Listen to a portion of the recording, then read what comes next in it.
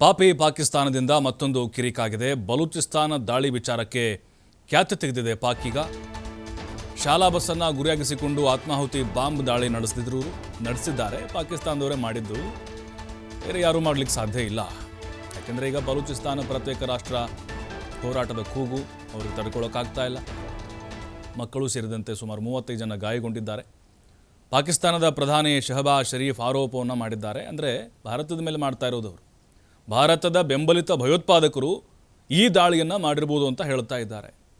ಪಾಕ್ ಆರೋಪಕ್ಕೆ ಅವರದ್ದೇ ಧಾಟಿಯಲ್ಲಿ ಭಾರತ ಕೌಂಟರ್ ಕೊಟ್ಟಿದೆ. ಪಾಕ್ಗೆ ಜಾಗತಿಕ ಭಯೋತ್ಪಾದನೆಯ ಕೇಂದ್ರ ಬಿಂದು ಎಂಬ ಹೆಸರಿದೆ. ಈ ವಿಚಾರವನ್ನು ಮರೆಮಾಚಲು ಭಾರತದತ್ತ ಬೊಟ್ಟು ಮಾಡ್ತಾ ಇದೆ. ಪಾಕ್ ಆಧಾರರಹಿತ ಆರೋಪವನ್ನು ಭಾರತ ತಿರಸ್ಕರಿಸಿದೆ. ಈಗ